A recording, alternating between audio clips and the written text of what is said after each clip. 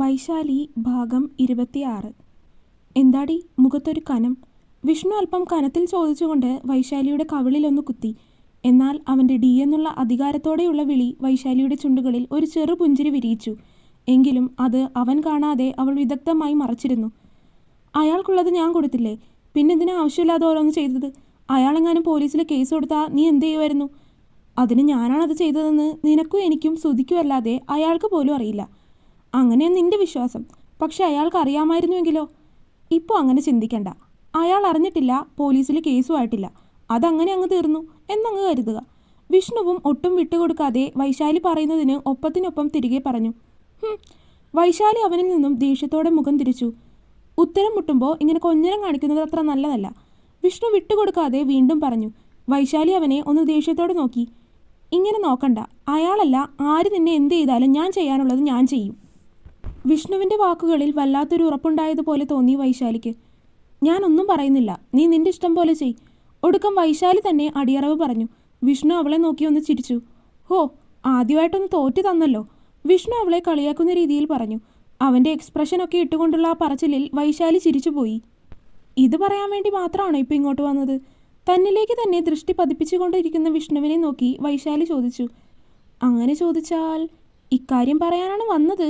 എന്നാലും എന്ന പറച്ചിൽ അവനൊന്ന് നീട്ടി. എന്നാലും വൈശാലി അവനോട് തിരികെ ചോദിച്ചു. എന്നാലും ഇവിടെ വരെ വന്ന സ്ഥിതിക്ക് എന്തെങ്കിലുമൊക്കെ കിട്ടുന്നത് വാങ്ങിയിട്ട് പോകാമെന്ന് കരുതി. വെരി സോറി, ഇവിടെ ഞാൻ ഭക്ഷണമൊന്നും ഉണ്ടാക്കിയിട്ടില്ല. ഉണ്ടാക്കാൻ പോകുന്നതേ ഉള്ളൂ. അതുവരെ വെയിറ്റ് ചെയ്യാൻ പറ്റുമെങ്കിൽ ഇവിടെ ഇരിക്കും. അവനെ കളിയാക്കുന്ന രീതിയിൽ പറഞ്ഞുകൊണ്ട് വൈശാലി സോഫയിൽ നിന്ന് എഴുന്നേറ്റു. പക്ഷേ അവൾ എഴുന്നേറ്റ് നടക്കുന്നതിന് മുന്നേ തന്നെ അവളുടെ കയ്യിൽ പിടിച്ചു വലിച്ച് അവൻ അവളെ തൻ്റെ മടിയിലേക്കിരുത്തി. പെട്ടെന്നുള്ള പ്രവൃത്തി ആയതുകൊണ്ട് തന്നെ വൈശാലി ഒന്ന് പേടിച്ചു. അവൾ കണ്ണുകൾ ഇറുക്കി അടച്ചു കളഞ്ഞു. പേടിച്ചിട്ടാണോ എന്നറിയില്ല, വൈശാലിയുടെ മുഖമൊന്നാകെ നിമിഷ നേരം കൊണ്ട് ചുവന്നു കയറി. ഹേയ്! അവളുടെ ഇടുപ്പിലൂടെ ചുറ്റിപ്പിടിച്ചിരുന്ന അവൻ്റെ കൈകൾ ഒന്ന് മുറുക്കിക്കൊണ്ട് അവൻ അവളെ വിളിച്ചു. അവൻ്റെ ആ വിളിയിൽ മുറുക്കി അടച്ച കണ്ണുകൾ അവൾ മെല്ലെ തുറന്നു. മുന്നിൽ കളിയാക്കിക്കൊണ്ടുള്ള മുഖഭാവത്തോടെ ഇരിക്കുന്ന വിഷ്ണുവിനെ അവൾ കൂർപ്പിച്ചൊന്ന് നോക്കി. കുറുമ്പ് കൂടുന്നുണ്ട്. വൈശാലി അങ്ങനെ തന്നെ ഇരുന്നു കൊണ്ട് അവൻ്റെ തോളിലായി അല്പം മുറുക്കി തന്നെ അടിച്ചു. അവളുടെ ആ അല്പം കുറുമ്പോടെയുള്ള മുഖഭാവം കണ്ടതും വിഷ്ണുവിന് അവളെ ഒന്നാകെ ഇറുക്കി കെട്ടിപ്പിടിച്ച് ഞെക്കി പൊട്ടിക്കാൻ തോന്നി. അവൻ അവളെ വീണ്ടും ഒന്നുകൂടി തന്നിലേക്ക് ചേർത്തിരുത്തി. വൈശാലി മെല്ലെ ഒന്ന് കുതറി. എങ്കിലും അതിൽ വിഷ്ണുവിൻ്റെ പിടി അവളിൽ ഒന്നുകൂടി മുറുകിയതല്ലാതെ ഒട്ടും അഴഞ്ഞില്ല. വിഷ്ണു വിട്, ഞാൻ കഴിക്കാനെടുക്കാം. അവൻ്റെ കൈപ്പിടിയിൽ നിന്ന് അകലാൻ ശ്രമിച്ചുകൊണ്ട് അവൾ പറഞ്ഞതും വിഷ്ണു അത് കേട്ടിട്ട് പോലുമില്ല എന്ന ഭാവത്തിൽ വീണ്ടും അവളെ തന്നിലേക്ക് തന്നെ മുറുക്കെ ചേർത്ത് പിടിച്ചു. വിടും വിടും, ഇങ്ങനെ കിടന്ന് കുതറിയാൽ എനിക്ക് പ്രശ്നമൊന്നുമില്ല. താൻ വെറുതെ തൻ്റെ എനർജി വേസ്റ്റാക്കുന്നു എന്ന് മാത്രം. വിഷ്ണു അവളെ കളിയാക്കുന്ന രീതിയിൽ അവളോട് തിരികെ പറഞ്ഞു. പോടാ, വൈശാലി കെറിവിച്ചു. അവളുടെ കുസൃതി നിറഞ്ഞ മുഖഭാവവും കുറുമ്പ് നിറഞ്ഞ സംസാരവും വിഷ്ണു മതിവരാത്തതുപോലെ നോക്കി നിന്നു. എനിക്ക് അടുക്കളയിൽ നിന്നൊന്നും വേണ്ട, നീ തന്നാ മതി. വല്ലാത്തൊരു വ്യത്യസ്തത നിറഞ്ഞ മുഖഭാവത്തിലും സംസാര ശൈലിയിലും വിഷ്ണു പറഞ്ഞതും വൈശാലി അവൻ്റെ കണ്ണുകളിലേക്ക് തന്നെ നോക്കിയിരുന്നു പോയി. എന്ത് തരാൻ? അവനോട് തിരികെ അത് ചോദിക്കുമ്പോൾ വൈശാലിയുടെ ശബ്ദത്തിൽ എന്തിനെന്നറിയാതെ ഒരു പതർച്ച നിറഞ്ഞു. ഒരു നിമിഷത്തേക്ക് ഹൃദയം ഒന്ന് അല്പം വേഗത്തിലിടിച്ചു പോയി. ലോകം മുഴുവൻ അവൻ്റെ കണ്ണുകളിലേക്ക് ചുരുങ്ങിപ്പോകുന്നത് പോലെ തോന്നി അവൾക്ക്.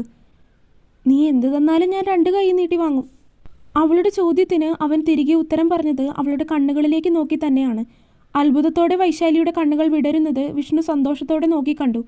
വിഷ്ണുവിൻ്റെ ആ നോട്ടം കണ്ടതും വൈശാലി അവൻ്റെ തോളിലൂടെ കൈയിട്ട് അവൻ്റെ കഴുത്തിലേക്ക് മുഖം അമർത്തി അവനെ കെട്ടിപ്പിടിച്ചു. പെട്ടെന്നുള്ള അവളുടെ പ്രവൃത്തിയിൽ വിഷ്ണുവിൻ്റെ ദേഹത്താകമാനം ഒരു വിറയൽ കടന്നു പോകുന്നത് പോലെയാണ് അവന് തോന്നിയത്. വൈശാലി വിഷ്ണുവിൻ്റെ കഴുത്തിലേക്ക് മുഖം കൂടുതൽ അമർത്തി. ഇരുന്ന ഇരിപ്പിൽ തന്നെ വിഷ്ണു വിയർത്തുപോയി. വൈശു വേണ്ട, അവൻ ദയനീയമായി അവളോട് പറഞ്ഞുകൊണ്ട് അവളുടെ മുഖം കഴുത്തിൽ നിന്നും ഉയർത്താൻ നോക്കി. എന്നാൽ അവൾ കൂടുതൽ അവനിലേക്ക് അമർന്നിരുന്നു. നിമിഷ നേരം കൊണ്ട് അവളുടെ ഇടുപ്പിലെ സാരി വകഞ്ഞു മാറ്റി വിഷ്ണുവിൻ്റെ 2 കൈകളും അവളുടെ ഇടുപ്പിൽ സ്ഥാനം പിടിച്ചു. വൈശാലി ഞെട്ടലോടെ വിഷ്ണുവിൻ്റെ കഴുത്തിൽ നിന്നും മുഖമുയർത്തി അവനെ നോക്കി. വിഷ്ണുവിൻ്റെ നോട്ടവും അവളിൽ തന്നെ തറഞ്ഞു നിൽക്കുകയായിരുന്നു. തരാനുള്ളത് ഇങ്ങ് തന്നേക്ക് വൈശു ടീച്ചറെ. കുസൃതി നിറഞ്ഞ ശബ്ദത്തിൽ വിഷ്ണു പറഞ്ഞതും വൈശാലി ഒന്ന് പതറിപ്പോയി. അവനെ നോക്കാൻ അവളുടെ കണ്ണുകൾക്ക് ശക്തിയില്ലാത്തതുപോലെ തോന്നി. അത്തരത്തിൽ അവൻ്റെ കണ്ണുകൾ ഒന്നാകെ അവളെ ആകർഷിച്ചു പോകുന്നു. എന്ത് തരാൻ? നീ ഒന്ന് മാറിയ വിഷ്ണു, ഞാൻ ഈ ഡ്രസ്സൊക്കെ ഒന്ന് മാറട്ടെ. വൈശാലി അവൻ്റെ പിടി വിടാൻ ശ്രമിച്ചുവെങ്കിലും നടക്കുന്നുണ്ടായിരുന്നില്ല. തന്നിട്ട് പോയാൽ മതി. എന്ത് തരാൻ? മാർ വിഷ്ണു, എനിക്കൊന്നും തരാനില്ല. വൈശാലി അവനിൽ നിന്നും മുഖം തിരിച്ചു. പക്ഷേ വിഷ്ണു അവളുടെ മുഖം തിരികെ തൻ്റെ നേർക്ക് തിരിച്ചു. ഒരു ചുംബനം. അത് ആ സമയം കൊണ്ട് വിഷ്ണു അത്രമേൽ ആഗ്രഹിച്ചു പോയിരുന്നു. അവൻ്റെ നോട്ടം, അത് നേരിടാൻ വൈശാലി വല്ലാതെ പാടുപെട്ടു. ഒരു വേള വൈശാലിയുടെ കണ്ണുകളും അവൻ്റെ കണ്ണുകളുമായി കോർത്തു നിന്നു. ഇരുവരും അറിയാതെ തന്നെ അതരങ്ങൾ കോർത്തു. ശരീരം ഒന്നാകെ പടർന്നു കയറിയ ഒരുതരം ലഹരി പോലെയാണ് ഇരുവർക്കും അന്നേരം തോന്നിയത്. രണ്ടുപേരും ആഗ്രഹിച്ചിരുന്ന ചുംബനമായതുകൊണ്ട് തന്നെ അതിനത്രമേൽ ശക്തി തോന്നി ഇരുവർക്കും. പ്രാണൻ പോലും പകുത്തെടുക്കും പോലെ. വല്ലപ്പോഴുമാണ് ചുംബിക്കുന്നത്, പക്ഷേ ആ ചുംബനത്തിന് വല്ലാത്തൊരു ശക്തിയാണ്. ചുംബനം അവസാനിക്കുമ്പോൾ രണ്ടുപേരും ശക്തമായി തന്നെ കിതച്ചു പോയിരുന്നു.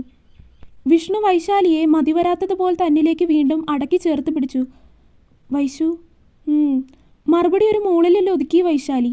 വിഷ്ണു മുഖം ചരിച്ച് അവളെ നോക്കുമ്പോൾ ഇപ്പോഴും ശ്വാസം എടുക്കാൻ ബുദ്ധിമുട്ടുന്നവളെ കണ്ട് അവന് പാവം തോന്നി. അവളെ അവൻ തന്നിലേക്ക് ചേർത്തിരുത്തി. നിനക്ക് നമ്മുടെ വിവാഹം കഴിഞ്ഞുള്ള ജീവിതത്തെപ്പറ്റി വല്ല കോൺസെപ്റ്റ് ഉണ്ടോ? വിഷ്ണു അല്പം സീരിയസ് ആയിട്ടാണ് അത് ചോദിച്ചതെന്ന് അവൻ്റെ സംസാരത്തിൽ നിന്ന് വൈശാലിക്ക് മനസ്സിലായി. വൈശാലി അവൻ്റെ നെഞ്ചിൽ നിന്ന് തലയുയർത്തി അവനെ ഒന്ന് നോക്കി. എന്താ ഇപ്പോൾ അങ്ങനെ ചോദിക്കാൻ? വൈശാലി അവൻ്റെ കവിളിലെ താടിയിൽ പിടിച്ചൊന്ന് വലിച്ചുകൊണ്ട് ചോദിച്ചു. ചുമ്മാ എനിക്കൊന്ന് അറിഞ്ഞിരിക്കാൻ. അങ്ങനെ വലിയ കോൺസെപ്റ്റ് ഒന്നുമില്ല വിഷ്ണു. ഇതുപോലെ നീയും മുത്തശ്ശിയൊക്കെ ആയിട്ട് ഹാപ്പി ആയിട്ട് അങ്ങോട്ട് പോയാൽ മതി. അവനെ തന്നെ നോക്കി പുഞ്ചിരിയോടെയാണ് വൈശാലി അത് പറഞ്ഞത്. അവളുടെ മറുപടിയിൽ വിഷ്ണുവിൻ്റെ ഉള്ളം സന്തോഷത്താൽ ഒന്ന് നിറഞ്ഞു. പ്രതീക്ഷിച്ച മറുപടിയായിരുന്നുവെങ്കിലും അവളുടെ നാവിൽ നിന്ന് തന്നെ അത് കേട്ടപ്പോൾ ഒരു സന്തോഷത്തോടെ കഴിഞ്ഞു പോകുന്ന നാളുകൾ. ഓരോ ദിവസം കഴിയും തോറും ഒന്നിക്കാനുള്ള ആഗ്രഹവും ഇരുവരുടെയും ഉള്ളിൽ കൂടിക്കൂടി വന്നു. കാത്തിരിപ്പിന് വല്ലാത്തൊരു സുഖമുള്ളത് ഇരുവരും അറിയുന്നുണ്ടിപ്പോൾ. അത്രയും അടുത്താണെങ്കിലും വീണ്ടും വീണ്ടും അടുത്തിരിക്കാനുള്ള തോന്നൽ, വ്യഗ്രത, ഇരുവരുടെയും ഉള്ളിൽ അത് നിറഞ്ഞു തുളുമ്പി. ദിവസങ്ങൾ കടന്നു പോകാൻ വല്ലാത്ത സമയമെടുക്കുന്നത് പോലെ തോന്നി ഇരുവർക്കും. അങ്ങനെ കാത്തിരിപ്പിന് അവസാനം എന്നോണം നാളെയാണ് വിഷ്ണുവിൻ്റെയും വൈശാലിയുടെയും കല്യാണം. ഇന്ന് കല്യാണ തലേന്നാണ്. ഇന്ന് വീട്ടിൽ തന്നെ ചെറുതായി ഹൽദി ഒരുക്കിയിട്ടുണ്ട്. അതിൻ്റെ തിരക്കിലാണ് എല്ലാവരും. രാവിലെ തന്നെ വൈശാലി അമ്പലത്തിൽ പോയിരിക്കുവാണ്. അങ്ങനെ എപ്പോഴും അമ്പലത്തിൽ പോകുന്ന കൂട്ടത്തിലല്ല, എങ്കിലും വല്ലപ്പോഴും പോകും. വെളുപ്പിനെ തന്നെ അമ്പലത്തിലേക്ക് പോയി. ഒറ്റയ്ക്കാണ് പോയത്. കല്യാണത്തിൻ്റെ തിരക്കും മറ്റുമായിട്ട് വിഷ്ണു വല്ലാതെ ക്ഷീണിച്ചിരിക്കുമായിരിക്കും എന്നവൾക്കറിയാം. അതുകൊണ്ട് വിഷ്ണുവിനെ വിളിച്ച് വെറുതെ ശല്യം ചെയ്യാൻ നിന്നില്ല. അമ്പലത്തിൽ വന്ന് ഭഗവാന്റെ മുന്നിൽ നിന്നൊന്ന് തൊഴുതു, നിറഞ്ഞ മനസ്സോടെ. ഇത്ര നാളും വെറുതെ ശൂന്യമായ മനസ്സുമായിട്ടാണ് എന്നും ഭഗവാന്റെ മുന്നിൽ വന്ന് നിന്നിട്ടുള്ളത്. എന്നാൽ ഇന്ന് ആ മനസ്സ് മുഴുവൻ വിഷ്ണുവാണ്. അവളുടെ പ്രാർത്ഥനയിൽ പോലും നിറഞ്ഞു നിന്നത് വിഷ്ണുവാണ്. നിറഞ്ഞ മനസ്സോടെ അവൾ അവനു വേണ്ടി പ്രാർത്ഥിച്ചു. അമ്പലക്കുളത്തിൽ ആമ്പല് വിരിഞ്ഞിട്ടുണ്ടെന്ന് കണ്ടതും അവൾ അങ്ങോട്ട് നടന്നു. ആമ്പല് നോക്കി നിൽക്കുമ്പോൾ അവളുടെ മനസ്സിലേക്ക് കടന്നു വന്നത് അന്ന് വിഷ്ണു അവൾക്ക് വേണ്ടി നൽകിയ ആമ്പലിൻ്റെയും മഞ്ചാടി കുരുക്കളുടെയും കാര്യമായിരുന്നു. തൂണിലും തുരുമ്പിലും ദൈവം എന്ന് പറയും പോലെ തൻ്റെ മുന്നിലും പിന്നിലും എല്ലാം വിഷ്ണു ഉള്ളതുപോലെ തോന്നി വൈശാലിക്ക്. അല്ലെങ്കിൽ ചിന്തകൾ മുഴുവൻ അവനെക്കുറിച്ച് ആയതുകൊണ്ടും ആവാം.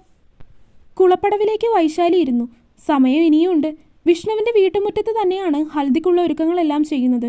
ഒരു നിമിഷം അങ്ങനെ ഇരുന്ന് അവൾ അവളുടെ ജീവിതം മുഴുവനൊന്ന് ഓർത്തു. സങ്കടം, അത് മാത്രം നിറഞ്ഞ ജീവിതമായിരുന്നു. അതിലേക്ക് സന്തോഷത്തിൻ്റെ പല വർണ്ണങ്ങൾ വാരി വിതറിയത് വിഷ്ണുവാണ്. അവൻ്റെ ഓർമ്മയിൽ തന്നെ അവളുടെ ചുണ്ടുകളിൽ നാണത്തിൻ്റെ മേമ്പൊടിയോടെ ഉള്ളൊരു പുഞ്ചിരി വിരിഞ്ഞു. എന്താണ് മാഡം ഒറ്റയ്ക്കിരുന്ന് ചിരിക്കുന്നത്? പിന്നിൽ നിന്നും പ്രിയപ്പെട്ടവൻ്റെ ശബ്ദം. അടക്കാനാവാത്ത ആകാംക്ഷയോടെ വൈശാലി തിരിഞ്ഞു നോക്കി. അവിടെ തന്നെ മാത്രം ഉറ്റുനോക്കി നിൽക്കുന്നവൻ. ഒറ്റ നോട്ടത്തിൽ തന്നെ വൈശാലിയുടെ കണ്ണുകളൊന്ന് വിടർന്നു പോയി. കണ്ണുകൾ അവനിൽ മാത്രം കുടുങ്ങി നിന്നു. വിഷ്ണു! വൈശാലി പടവിൽ നിന്ന് എഴുന്നേൽക്കാൻ പോകും മുന്നേ വിഷ്ണു അവളുടെ അടുത്തേക്ക് വന്നിരുന്നു. എന്താ എന്നെ വിളിക്കാതെ അമ്പലത്തിലേക്ക് പോകുന്നത്? അവൻ്റെ ശബ്ദത്തിൽ അല്പം പരിഭവം കലർന്നിരുന്നു. നിനക്ക് ക്ഷീണം കാണില്ലേ? എന്നു മുതൽ തുടങ്ങിയ ഓട്ടമാണ്. വെറുതെ വിളിച്ചുറക്കം കളയണ്ടെന്ന് കരുതി. ഉറക്കമോ? അതൊക്കെ ഇല്ലാതായിട്ട് കുറച്ചായി. ഇനി ആഗ്രഹിച്ചത് കിട്ടാതെ ഉറക്കം ഉണ്ടാവുമെന്ന് തോന്നുന്നില്ല. വൈശാലിയെ നോക്കി കണ്ണിറുക്കിക്കൊണ്ട് വിഷ്ണു പറഞ്ഞതും വൈശാലി ചിരിച്ചു. തൊഴുതു കഴിഞ്ഞോ? അവൾ അവനോട് തിരക്കി. ഇന്നെന്തായാലും കയറുന്നില്ല. നാളെ സമാധാനമായിട്ട് കാണാം. അധികം സംസാരിക്കാതെ ഇരുവരും എഴുന്നേറ്റു. കൂടുതൽ സമയം കളയാനില്ല.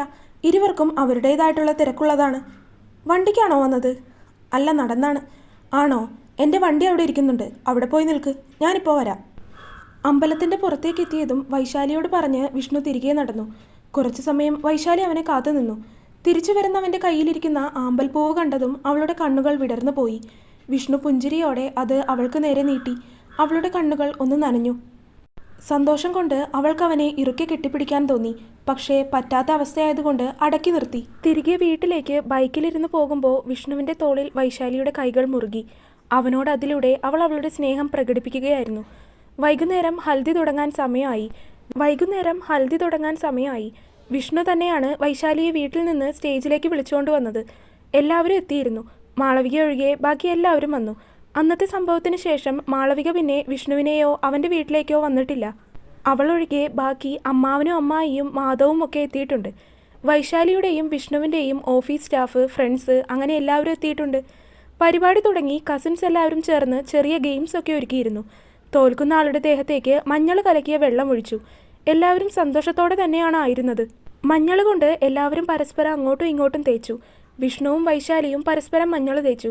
ശരിക്കും സന്തോഷം മാത്രം നിറഞ്ഞു നിന്ന സമയമായിരുന്നു അത്.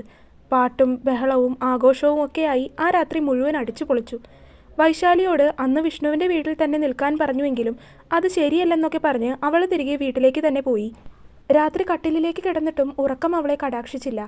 ഇത്ര നാളത്തെ തൻ്റെ സ്വപ്നമാണ് നാളെ യാഥാർത്ഥ്യമാവാൻ പോകുന്നതെന്ന തിരിച്ചറിവിൽ അവളുടെ ഉള്ളം പോലും ഒന്ന് വിറച്ചു. അപ്പോഴേക്കും വിഷ്ണുവിൻ്റെ കോൾ വൈശാലിയെ തേടി എത്തിയിരുന്നു. പ്രതീക്ഷിച്ചിരുന്നു. അങ്ങോട്ട് വിളിക്കണമെന്ന് കരുതിയതാണ്. അപ്പോൾ തന്നെ അവൻ ഇങ്ങോട്ട് വിളിച്ചു. വൈശു, നാളെ രാവിലെ അമ്പലത്തിൽ പോകണം, ഞാൻ വരും, ഒരുമിച്ച് പോകാം. ഒറ്റ ശ്വാസത്തിൽ അവൻ അതെല്ലാം പറഞ്ഞു തീർത്തു. തിരക്കാണ്, നാളെ രാവിലെ വിളിക്കാം, ഗുഡ് നൈറ്റ്, ഉറക്കം കളയാതെ കിടക്കാൻ നോക്ക്. അത്രയും പറഞ്ഞ് കോള് കട്ടായിരുന്നു. പാവം, എല്ലാ കാര്യങ്ങളും ഒറ്റയ്ക്ക് ചെയ്ത് ആകെ വശം കെട്ടു. വൈശാലിക്ക് അവനെ ഓർത്ത് പാവം തോന്നി. എല്ലാ കാര്യങ്ങൾക്കും കൂട്ടായിട്ട് വൈശാലി ഉണ്ടായിരുന്നു. എങ്കിലും കൂടുതൽ കാര്യങ്ങളും അവൻ ഒറ്റയ്ക്ക് തന്നെയാണ് ചെയ്തത്. അങ്ങനെ അവനെക്കുറിച്ച് ചിന്തിച്ച് കിടന്ന് എപ്പോഴോ അവൾ ഉറങ്ങിപ്പോയി. രാവിലെ തന്നെ അമ്പലത്തിൽ പോകാൻ ഒരുങ്ങിയിറങ്ങി വിഷ്ണുവിനെ കാത്തിരിക്കുകയാണ് വൈശാലി. വാതിലിൽ കൊട്ടുകേട്ടതും വിഷ്ണു ആണെന്ന് മനസ്സിലാക്കി വൈശാലി വാതിൽ തുറന്നു. വിഷ്ണു! വാതിൽ തുറന്നതും വൈശാലി ആകാംക്ഷയോടെ വിളിച്ചു. പക്ഷേ അവനെ കണ്ടതും അവളുടെ ഉള്ളിൽ നിന്ന് ഒരാളൽ ഉയർന്നു വന്നു. അമ്പലത്തിൽ വരുന്നില്ലേ? എന്താ വേഷമൊന്നും മാറാതെ വന്നിരിക്കുന്നത്? വൈശാലി അവൻ അടുത്തേക്ക് നടന്നു വന്നുകൊണ്ട് ചോദിച്ചു. ഞാൻ അമ്പലത്തിലേക്ക് വരുന്നില്ല വൈശാലി. അത് പറയുമ്പോൾ അവൻ്റെ ശബ്ദത്തിലാകെ ഒരു വ്യത്യാസം. വരുന്നില്ലെന്നോ? എന്താ? വരാൻ നോക്ക്, വെറുതെ സമയം കളയല്ലേ വിഷ്ണു. വൈശാലി വീണ്ടും പറഞ്ഞു. അവൾ അവൻ്റെ കയ്യിൽ പിടിച്ചു. പക്ഷേ അവളുടെ പിടി മുറുകും മുന്നേ വിഷ്ണു അവളുടെ കയ്യിൽ നിന്ന് അവൻ്റെ കൈ വലിച്ചെടുത്തു. വൈശാലി അവനെ ഞെട്ടലോടെ നോക്കി. വൈശാലി, ഐ ആം സോറി, എനിക്ക് തന്നെ വിവാഹം കഴിക്കാൻ താല്പര്യമില്ല. എന്താ? വൈശാലി ഞെട്ടലോടെ തിരികെ ചോദിച്ചു. അവളുടെ കണ്ണുകളിൽ പകപ്പ് നിറഞ്ഞു. പക്ഷേ വിഷ്ണുവിൻ്റെ മുഖത്ത് ഭാവവ്യത്യാസമൊന്നുമില്ല. അവൻ്റെ മുഖത്ത് ഒരുതരം പുച്ഛഭാവം. അതുകൂടി കണ്ടതും വൈശാലി ആകെ തളർന്നുപോയി. കണ്ണുകളിലേക്ക് ഇരുട്ട് പടരുന്നത് പോലെ തോന്നി. അധികം വൈകാതെ അവൾ നിലത്തേക്ക് മറിഞ്ഞു വീണിരുന്നു. കണ്ണുകൾ അടഞ്ഞു പോകും മുന്നേ വിഷ്ണുവിൻ്റെ മുഖം അവളുടെ മുന്നിൽ ഒരു മിന്നായം പോലെ കടന്നു വന്നു. തുടരും. അപ്പോൾ വീഡിയോ കണ്ടവരെല്ലാവരും വീഡിയോ ലൈക്ക് ചെയ്യുക. നിങ്ങളുടെ അഭിപ്രായങ്ങൾ എന്തായാലും അത് കമൻറ്റായിട്ട് അറിയിക്കുക. ചാനൽ സബ്സ്ക്രൈബ് ചെയ്യാത്തവർ സബ്സ്ക്രൈബ് ചെയ്യുക. അടുത്ത പാർട്ടായിട്ട് നാളെ വരാട്ടോ. ബൈ.